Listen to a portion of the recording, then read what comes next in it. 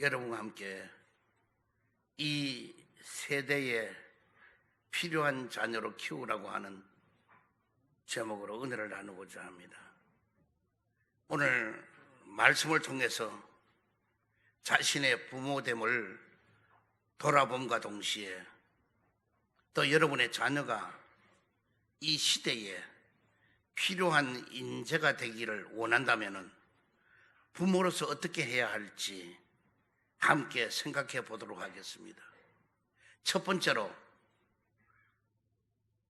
강인한 내면의 소유자로 키우라는 것입니다.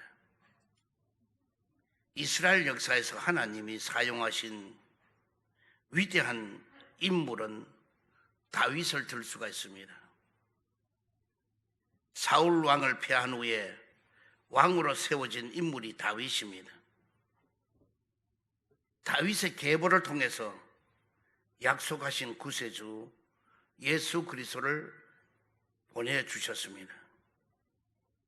그러면 다윗의 첫 등장은 아직도 군대에 갈 나이도 안 된 앳된 소년의 나이에, 그런데도 소년 다윗은 어려서부터 용사였다고 했습니다.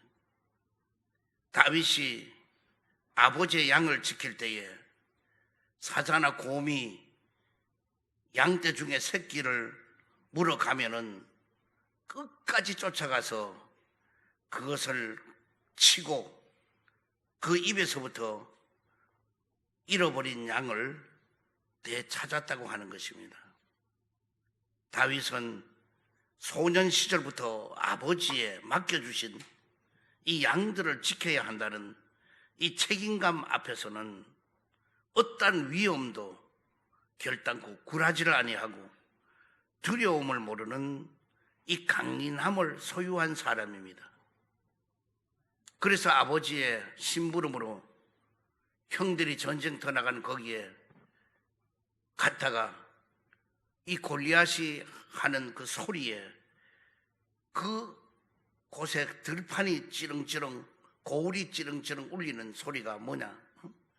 자, 너와 나와 같이 우리가 전쟁에 싸우는데 너 중에서도 한 사람이 나와라. 이제 골리앗이 하는 말입니다. 골리앗은 블레셋 대표로 나왔어. 그래서 이스라엘의 대표 중에 너 나와라. 그래서 둘이 싸워서 만약에 우리가 지면은 우리는 너의 속국이 되고 너의 종이 되리라. 그러나 만약에 우리 블레셋이 이기면은 이스라엘 너희들은 우리의 속국이 되고 우리 종이 된다. 그러므로 나와라 하고 고함고함 칩니다. 그 앞에 이스라엘 군사들과 장군들은 벌벌 떨고 어느 누구도 나갈 생각을 못합니다. 이래서 심부름을 갔던 다윗이 이 격분난 나머지 그 광경을 보고는 나가겠다는 겁니다. 그러니까 사울 왕이 허락을 처음에는 안 해요. 왜? 이 어린 아주 초립동이 다윗이 무엇을 하겠어요? 그러나 계속 저쪽에서 없느냐, 그러면 너들을 지는 걸로 간주하겠다 하고 막 소리가 지르니 이제 하는 수 없이 다윗을 내보내게 되었습니다. 그래서 사울 왕은 너무나 마음이 아파서 자기 입은 갑옷을 다윗에게 입혀보았습니다. 그때만은 몸이 거동이 불편하고 도저히 갑옷이 맞지가 않아요. 그래서 다윗은 뭐냐? 아무것도 걸친 것도 없어요. 평소에 양칠 때 입었던 그 몸 그대로, 그 옷 그대로, 그리고 막대기 하나 들고, 그리고 물매 하나 하고, 그리고 또 몇 개 물맷돌을 주워서 호주머니에 넣고, 그리고 골리앗 앞으로 싸우러 나간다고 가니 골리앗이 보던 기가 차고 매가 차요. 야, 너가 도대체 누군데 내가 어디 여염집에 개인 줄 아느냐? 왜 막대기는 들고 나오느냐? 그렇게 얘기를 하는 그 광경을 봅니다. 그럼 이 골리앗은 뭐냐? 신장이 2m 90cm입니다. 그러니 아주 거인입니다. 그래서 이스라엘 군대와 백성을 공포에 몰아넣고 벌벌 떨게 했던 것입니다. 그러나 다윗은 아주 작은 사람입니다. 물맷돌 하나 들고, 그리고 골리앗 앞에 서서 제압할 수 있을 만큼의 용맹한 다윗인 것입니다. 이토록 강한 다윗의 힘은 어디서 왔는가? 이 힘은 외형적인 풍채에서 나오는 힘이 아닙니다. 육체에서 나오는 완력도 아닙니다. 돈이나 권력에서 나오는 위력도 아닙니다. 바로 이 힘은 다윗의 내면으로부터 솟아나오는 힘인 바로 하나님이신 것입니다. 어릴 적부터 함께 해주셨던 하나님께서 지금도 함께 하시면서 또 앞으로도 언제나 어떤 때나 함께 해주시는 하나님을 믿는, 그러므로 무한하신 하나님을 신뢰하는 데서 나오는 그 담대함이 바로 다윗인 것입니다. 하나님께서는 다윗의 가문에서부터 왕을 선택하셨고, 그리고 사무엘 선지자를 통하여 보냈을 때도 사무엘상 16장 7절에 보면은 야훼께서 사무엘에게 이르시되 그의 용모와 키를 보지 말라. 내가 이미 그를 버렸노라. 내가 보는 것은 사람과 같이 아니하니 사람은 외모를 보거니와 나 야훼는 중심을 보시느니라. 저도 뭐 별로 키도 좀 크지도 않고 볼품도 없습니다만은 나는 여기서 큰 위로를 받아요. 왜? 사람은 외모를 보는데 하나님은 중심을 본다는 것입니다. 그렇기 때문에 오늘 사무엘이 이새의 집에 가서 왕을 세우려고 갔을 때도 그 7 아들이 그거 다 있었습니다. 다 준수해요. 복이 너무나 훌륭해요. 그래서 첫째 엘리압이 제일 큰 아들인데 외모가 출중해요. 풍채도 너무 좋아요. 그래서 거기다 기름을 부으려고 사무엘이 했더니 아니라는 거예요. 그 다음에 둘째, 셋째, 넷째 다 해도 아니라는 거예요. 이제는 집에 아무도 없어요. 그래서 사무엘이 이새에게 이제 더 없느냐 그러니까 하나 있긴 있는데 지금 양치로가 있다고. 모두 다 그 집안에서도 다윗은 그냥 버린 거나 마찬가지로 양이나 치고 심부름이나 잘하고 부모에게 이런 걸로만 생각했어요. 그런데 하나님은 뭐냐? 그 중심을 본 것입니다. 오늘 이 자리는 여러분과 나도 잘나고 못나고 없어요. 왜? 하나님이 여러분의 중심을 보고 있다는 것입니다. 그러므로 우리 중심을 봐서 우리가 마음에 들면 하나님을 높여놓고 위대한 인물로 만들어주시고 가는 길을 열어주시고 모든 일을 가능하게 해준다는 것입니다. 그래서 여러분 나는 자꾸 어떤 외모를 보고 판단하지 말란 말이에요. 우리 그전에 교회에 열심으로 나왔던 오성수 시장님, 그분은 보면 외모가 너무나 왜소해요. 그냥 잠만 하나 입고 등이 뭐대 그냥 노숙자같이 생긴 거지. 그래서 우리 친구 목사 저쪽에 여기 내가 어디나 교회는 얘기는 안 할게요. 통합 측인데 그 공사하는데 그 복개 공사를 이제 하고 해야 되는데 그때 복개가 제대로 안 돼 있었어요. 근데 교육관 짓는다고 막 철근하고 저부터 길거리 다 내놨어요. 근데 이 시장님은 새벽 4시면 일어나서 막 곳곳마다 돌아다녀요. 근데 그거 돌다 보니까 그 철근이 있어 길거리 못 가고 이러니까 그 지적을 한 거예요. 그래 이 노가다 이 사람들이 그냥 시장 맥사를 잡고 이 자식아 재수없게 새벽부터 뭔 일이야 하고 막 흔들어 놨어요. 그래서 그 목사님이 나보고 큰일 났다고 해요. 우리 인부들이 시장님 맥사를 잡고 막 뒤흔들어 놓고 이런데 우리 큰일 났다고. 그래서 제가 나중에 시장님도 얘기를 하고 했습니다만은 여러분 절대로 우리 외모 보고 따지면 안 돼요. 우리는 중심이 하나님을 향하여 있다면요 그 사람은 하나님이 높이 들어 쓰시고 그 사람의 가는 길을 하나님이 지켜주고 보호해 줄 줄 믿습니다. 그래서 이 소년 다윗은 왕이 될 만한 그런 위험이 하나도 없습니다. 그런데도 하나님은 다윗에게 기름을 부으라고 명령한 거예요. 제가 생각할 때는 다윗의 기름을 부으라는 건 뭐냐? 다윗은 책임감이 강해요. 사명감이 강해요. 왜? 그 아버지의 양을 치는데 그 양 새끼 한 마리, 그 수많은 양떼 가운데 새끼 한 마리를 곰이나 사자가 물고 가면은 자기도 위험인데 자기도 생명이 하나뿐이잖아요. 그럼 그냥 물고 가든 말든 그냥 두면 또 새끼를 오늘 또 몇 마리 또 놓기도 하고 할 텐데 걱정할 필요가 없을 거예요. 누가 봐도. 그리고 또 아버지인데도 사자나 곰이 물고 갔다면은 그러면 될 거예요. 그러나 뭐냐, 그걸 뺏으러 갔다는 거는 양 새끼의 그 생명을 자기보다가 더 소중히 여겼다는 거예요. 비록 짐승의 생명이지만은 그 생명을 안 뺏기려고 사자와 곰의 입을 찢고도 양 그 새끼를 빼낸 겁니다. 다윗의 그런 책임감, 그 생명을 소중히 여기는 그 마음이 하나님은 뭐냐, 마음에 들었던 거예요. 오늘 여러분, 우리는 많은 사람들이 생명을 뭐냐, 경시 여기고 있어요. 중요하게 생각하지 않아요. 그렇다 보니 뭐냐, 조금만 삐뚤어지면 자살해버리고, 조금만 칼로 푹 찔러버리고 그냥 모든 게 이렇게 합니다. 그런데 다윗은 그것을 하나님이 보신 것 같아요. 다윗의 외모는 극히 연약해 보이는 소년이었지만은 그러나 골리앗의 일격에 쓰러뜨리는 만한 대장부로서 가능성의 그 중심은 너무나 크다는 것입니다. 다윗은 대장부예요. 골리앗 앞에도 절대로 가서 그는 굴하지 않아요. 어떤 환경 처지에서도 그는 뭐냐, 하나님을 보시기 때문에, 하나님이 나를 보고 있다는 것 때문에 그는 담대히 골리앗 앞에도 나갈 수 있었던 것입니다. 요즘에 보면 우리 자녀들을 무분별한 사랑으로서 자녀를 키우는 부모들이 많습니다. 지나친 과잉 보호로서 자녀들을 지금 망치고 있습니다. 자녀가 하나 둘이 되다 보니까 너무너무나 소중한 나머지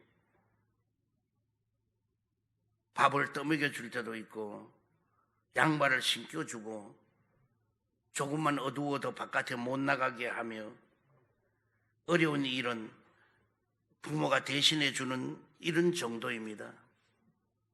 이러한 자녀들이 성장하게 되면 어떻게 될까요? 험난한 이 세상을 어떻게 헤치고 살아갈 수가 있을까요? 그들에게 다윗과 같은 강인한 내면과 두려움이 없는 용기를 정말 기대할 수가 있을까요?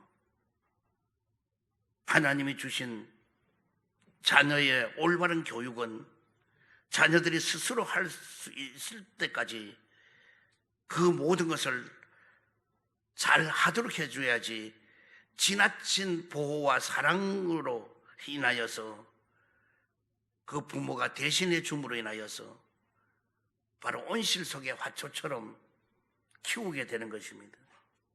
온실의 화초는 주인이 있어서 물을 주고 그리고 온도를 맞춰주고 잘 자랍니다. 그러나 태풍, 폭풍이 불면은 그 비닐하우스가 다 걷어지게 되면은 한순간에 다 꺾어지고 쓸모없이 짓밟혀버리고 말게 되는 것입니다. 오늘 우리 자녀들은 세상 풍파 속에서도 이기고 나가고 견디고 나갈 수 있도록 그 어려움이 와도 그런 책임감을 가지고 뒤를 돌아보지 않고 끝까지 물러서지를 아니하고 어려움을 해결해 나가는 용기 있는 자녀들로 우리는 키워야 할 것입니다. 그렇다면 이렇게 해야 될 우리 자녀들을 그러면 어떻게 키워야 될까요? 두 번째로 영적으로 무장된 자녀로 키우라는 것입니다. 다윗이 그처럼 강했던 까닭은 영적으로 무장이 된 소년이었기 때문인 것입니다. 하나님의 영의 감동을 받은 사람인 것입니다. 다윗의 가문도 이스라엘 믿음의 조상의 대대로 자녀들을 하나님의 말씀으로 양육해온 가문인 것입니다. 그래서 다윗은 어려서부터 하나님의 살아계심을 그리고 하나님의 선하심을 배웠고 또 하나님 앞에서 말씀을 가지고 나아가면 두려워하지 않는 소년으로서 성장할 수 있었습니다. 그렇기 때문에 골리앗 앞에서도 그는 과감하게 다음과 같이 선포할 수 있었습니다. 사무엘상 17장 45절에 보면은 너는 칼과 창과 단창으로 내게 오거니와 나는 만군의 야훼의 이름으로 곧 내게 모욕하는 이스라엘의 군대 하나님의 이름으로 내게 나아가노라. 골리앗은 창, 단창, 칼날로 가지고 나옵니다. 그리고 그는 뭐냐? 골리앗은 완전 무장을 다 했습니다. 머리에는 노트구를 쓰고 옷은 갑옷을 입었고 거기에 어떤 창이나 화살이 날아와도 그 갑옷을 뚫을 수가 없습니다. 그러나 다윗은 초리똥입니다. 입은 게 아무것도 없습니다. 내 모습 그대로입니다. 그는 물맷돌 하나, 물매, 그리고 막대기 하나 가지고 나간 것입니다. 그럴 때 그는 전쟁도 이거는 끝난 거고 싸움도 끝난 겁니다. 누가 봐도, 눈으로 봐도 그는 해결할 길이 없습니다. 그러나 말하는 게 다릅니다. 다윗은 하는 말이, 너는 칼과 단창으로 나오지만은 나는 만군의 야훼 이름으로 가노라. 오늘 또 여러분, 내가 사는 길은 뭐냐? 예수 그리스도의 이름뿐인 것입니다. 예수 그리스도의 이름이 여러분의 중심 속에 박혀 있다면은 어떤 어려움이 있어도 주님하고 나와야 돼요. 우리가 등산을 가든 어떤 데는 바닷가를 가다 보면 우리 성도들이 옆에 있으면 한번 쓱 밀어보면은 주여 주여 이러고, 주님 이러면요, 아, 이건 신앙이 좀 있구나. 그러나 밀면 아이고 어머니 어머나 이러면 이건 신앙이 없구나. 한 번에 알 수 있어요. 오늘 우리는 항상 주님을 찾아야 돼요. 주님이 여러분 아이에게 살 길을 가르쳐주고 보호하고 지켜주게 될 점 있습니다. 그래서 나는 만군의 야훼 이름으로 가노라. 다윗은 확실해요. 그러니까 뭐냐? 만군의 야훼 이름으로 가니까 하나님이 지켜주고 보호해 준다는 겁니다. 그래서 나중에 싸우면 어떻게 되느냐? 간단해요. 뭐 가서 붙고 뭐 넘어뜨리고 이것도 없어요. 그냥 물매를 갖다 이어서 돌리니까 골리앗이 기가 차고 매가 찬 일이지. 그게 무슨 가능해요? 왜? 그 돌 하나 날라와도 노트구에 맞아도 박살이 날 것이고 갑옷에 맞아도 박살이 날 것이고 온몸 어느 부분에 그 돌이 들어갈 만한 곳이 없어요. 그러니까 그냥 돌을 돌리니까 골리앗은 고개를 같이 돌 돌리는 거 보고 있는데, 그러나 놀라운 일은 물매를 돌리는 것까지는 다윗이 했습니다. 그러나 물매에서부터 이 돌이 떠나는 순간부터는 다윗은 어떻게 할 수가 없습니다. 다윗은 그 목적지를 보낼 수도 없고 그 돌을 방향을 바꿀 수도 없고, 이 전적으로 돌이 떠난 이 순간부터는 하나님이 그 돌을 운행을 하고 하나님이 그 돌에 빠르기와 늦는 것도 결정을 하고 하나님이 목적지를 향해 날아가기도 만드는 것입니다. 결과적으로 뭐냐? 골리앗의 이마에 숨구멍처럼 조금 투구수건한 그 사이로 어떻게 비집고 들어갈 수 있습니까, 여러분? 이거는 하나님만이 할 수 있는 것입니다. 다윗은 절대로 못해요. 그래서 골리앗을 무너뜨렸던 것입니다. 사랑하는 여러분, 이러한 담대함은, 그 다윗은 하나님의 영감으로부터 감동받은 내면에서부터의 활화살처럼 성령의 충만함을 있는 다윗이 속에서 활화살처럼 뿜어 올라오는 이 힘이, 다시 말해 에너지가 결과적으로 골리앗을 무너뜨릴 수가 있는 강력한 힘이 된 것입니다. 사랑하는 성도 여러분, 성령님으로부터 무장된 자녀로 양육하는 것만이 시대가 필요로 하는, 이 언제나 또 잘 키울 수 있는 그런 방법인 것입니다. 하나님께 기쁨이 되는 자녀로 키우는 바로 방법이 성령의 충만함인 것입니다. 이것이 자녀가 장성한 어른이 되어서도 절대로 하나님을 떠나지 않고 살아가게 될 방법인 것입니다. 그래서 우리는 우리 자녀들에게 딴 것도 없어요. 어릴 때부터 성령 충만함을 받도록 만들어주는 거예요. 그래서 말씀의 중심에 서 있게 하고, 그리고 기도로서, 그리고 가정예배로서 신앙생활이 생활화되도록 만들어서 이렇게 하면은 절대로 이 자녀는 앞날을 하나님이 책임져 주세요. 요한일서 5장 4절에 보면은 무릇 하나님께로부터 난 자마다 세상을 이기느니라고 그랬습니다. 하나님께로 난 자는 세상을 이기는 거예요. 세상이 지는 게 없어요.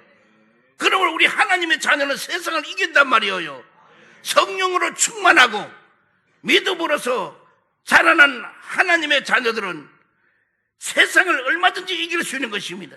그러나 우리는 이것을 알고 마음 놓고 믿고 또 나라의 미래를 그들에게 맡길 수 있도록 될 것입니다.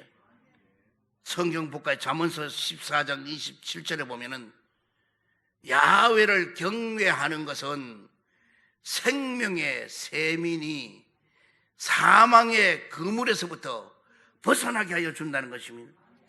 하나님을 경외하면은 생명의 샘이 되고 사망의 그물에서도 벗어나게 해준다는 것입니다. 그럼 우리는 말씀의 교육을 통해서만이 우리들의 자녀들이 강력하고 또 강인한 정신으로서 자랄 수 있는 그런 자녀들이 된다는 것입니다. 바르게 자란다는 것입니다. 요한일서 2장 27절에 보면은 너희는 주께 받은 바 기름 부음이 너희 안에 거하나니 아무도 너희를 가르칠 필요가 없고 오직 그의 기름 부음이 모든 것을 너희에게 가르치시며 또 참되고 거짓이 없으니 너희를 가르치시는 그대로 주 안에 거하라. 기름 부음이 성령의 충만함이 있으면은 이 아이에게 가르칠 필요가 없다는 것입니다. 왜? 모든 것을 다 알고 통달할 수 있도록 하여 준다는 것입니다. 그래서 성령의 충만함이 내 내면에 어린아이에게 기름이 어릴 때부터 그 기름 부음이 있으면은 그 아이는 뭐냐? 창의력이 있는 거예요. 창조적인 능력이 있는 거예요. 지혜가 있는데 세상 그런 지혜와 달라요. 어느 누구도 겨눌 수 없어요. 세상의 배움의 그 지식 가지고 상대할 수가 없도록 하나님은 하여 주신다는 것입니다. 그러므로 우리는 우리의 자녀들을 성령의 기름 부음을 받도록 해야 되고 어릴 때부터 우리는 그렇게 했을 때 지혜와 지식을 얻게 되고 세상을 이기는 담대함을 가질 수가 있다는 것입니다. 그런데 우리 자녀들은 그렇게 합니까? 천만에요. 태어나면부터 이 학원 저 학원 댕겨서 공부라도 다른 애들에게 뒤질까봐 잠에 깨워가지고 참 고통스럽게 야 오늘 가서 무슨 피아노 해와 갔다 오면은 또 어제 또 다른 또 학원 뭐 갔다 와 그 다 배우고 그게 그 아이를 장래가 잘 되게 되는 게 아니에요. 착각하지 말라고요. 나는 할 수가 없어 그렇지. 난 자식 하나 지금 놓을 수 있다면은 나는 그렇게 안 하겠어요. 절대로 학원 안 보내요. 그리고 뭐냐? 성경을 계속 읽게 만들고 말씀에 자꾸 읽게 만들고 기도로서 무장하게 만들고 이래서 내보내면은 이 아이에게 하나님이 뭐냐? 지혜를 주시고 창의력과 창조력을 주셔서 세상을 이기도록 하여 준다는 성경 말씀이에요. 내 말이 아니에요. 근데 왜 우리는 우리 자녀들을 이렇게 안 한단 말이에요? 그저 점수 하나에 얽매여가지고 우리 자녀들을 이렇게 키워서 어떻게 제가 한 20년 전에 독일에도 부흥회를 갔는데 갔더니 애들을요 초등학교 때는 공부하는 게 없어요. 가면 매 데리고 바깥에 나가서 그 자연을 보고 느끼게 만들고 그래요. 그리고 100점 받은 애나 0점 받은 애나 똑같이 사랑해요. 100점 받았다고 쓰다듬어주고 칭찬하는 게 아니에요. 0점 받았다고 나무라고 그러는 게 아니에요. 0점이나 100점 똑같이 취급해요. 그래서 인성교육을 시켜서 나중에 대학교에 가면 그때부터는 뭐냐? 피나게 공부하지 않으면 절대로 뭐냐? 졸업이 안 되는 거예요. 그래서 대학을 가면 정말로 공부를 많이 하게 해서 그래서 하는데 우리나라 같은 데는 반대로 되어 있는 거예요. 고등학교까지는 피 터지게 공부하고 대학교 가면 이제는 다 됐다고 공부를 안 해요. 그리고 이 사회에 나오는 거예요. 그러니까 사회에 나오는 이 애들의 마음의 심성이 뭐냐? 바로 되질 않아요. 그리고 어떤 기회주의자가 되고 어떤 모든 것에 보면은 누구를 짓밟고 올라가야 되는 걸로 알고 이렇게 달라진다 아이들이. 오늘 여러분 우리는 어릴 때부터 아이들에게 집에서 가정예배 드리는 것을 보여줘 보세요. 제 주위에도 훌륭한 분들 물으면요 자기 어릴 때부터 가정예배를 자기들은 드렸대요. 어머니하고 그 기도도 하고 그 말씀한 게 그게 지금도 마음에 박혀가지고 이렇게 제가 되었다고 그런 고백을 하는 걸 많이 봤어요. 우리가 부모들이 책임을 안 지잖아. 아이들에게요. 학원이야 이런 데 다 보내서 학교로 보내서 거기서 책임지게 만들잖아요. 우리는 절대로 그런 일이 없도록 여러분의 자녀들은 기름 부어서 충만하기를 주여 축원드립니다. 마지막 세 번째로 꿈과 목표가 분명한 자녀로 키우라는 것입니다. 이 시대 살아가는 대부분의 사람들은 왜 오늘 살아가고 있는지, 왜 이 일을 해야만 하는지 분명한 목표를 잃어버린 채 무력하게 살아가고 있습니다. 만약에 우리의 자녀들도 이러한 상태로 있다면은 우리나라 미래는 물론이고 하나님 나라의 이 일은 과연 어떻게 해야 되겠습니까? 하나님께서는 꿈이 있는 자를 통해서 위대한 이 일을 행하셨고 또 하나님의 위대한 일을 행하기 위해서는 꿈을 갖게 만들어 주었던 것입니다. 그런데 요즘의 자녀들은 미래에 대한 이상이나 꿈과 이것이 상관없이 그저 텔레비전에 매달려 있고 컴퓨터에 매달려 있고 스마트폰 앞에서 계속 있고 무의미한 시간을 보내는 경우가 너무나 많다고 하는 것입니다. 현대 과학은 인간을 편리하게 만든 것만은 사실이지만 동시에 점점점 게으르게 만든 것도 사실입니다. 그래서 생각하기를 싫어하고 그래 어려운 것도 싫어하고 자꾸 게을러집니다. 남이 만든 것을 그저 받아들이기만 하려고 합니다. 우리 자녀들은 늦은 밤까지 스마트폰과 컴퓨터 앞에서 점점 자기 꿈을 잃어가고 있습니다. 여러분의 자녀는 지금 꿈이 있는가? 오늘 근본적인 문제는 자녀에게 있는 것이 아니라 바로 우리 부모에게 있다는 것을 알아야 합니다. 부모들이 꿈을 가지고 자녀들을 키워야 하는데 또 자녀들 또한 꿈을 이루는 그 존재로서 살아가야 하는 것입니다. 그저 잘 먹이고 잘 입히고 공부만 시키면 된다는 그 사고방식에 사로잡혀 있는 부모, 자신의 대리 만족을 위해서 자녀에게 희생을 강요하고 있는 그 부모는 아닌가. 하나님이 주시는 비전을 심어주는 부모가 되어야 합니다. 자녀를 볼 때에 이 기성세대에서부터 가능성을 발견하는 하나님의 눈으로서 그 자녀를 바라봐 주어야 하는 것입니다. 우리 자녀들을 과거 어느 때보다도 풍요한 가운데서 오롯이 자신만 바라봐 주기를 원합니다. 그래서 부모들의 과잉 사랑 속에서 살고 있지만은 동시에 그 어느 때보다도 치열한 경쟁 속에 살고 있으며 또한 태폐적인 문화와 세상의 그릇된 가치관 속에서 범죄에 노출이 되어 가고 있습니다. 그래서 우리의 자녀들은 작은 고난이 오게 되면은 쉽게 지치고 낙심하고 방황해버리며 그리고 또 범죄 길로 빠져 들어가게 되는 것입니다. 이런 데 대한 것은 고민도 하지 않고 쉽게 생각해버리고 그렇게 행위에 옮기게 되는 것입니다. 이러한 때 우리는 자녀를 위해서 부모가 먼저 하나님의 말씀 위에 바로 서야 되는 것입니다. 여러분의 자녀들을 잘 키우기를 주의로 축원드립니다.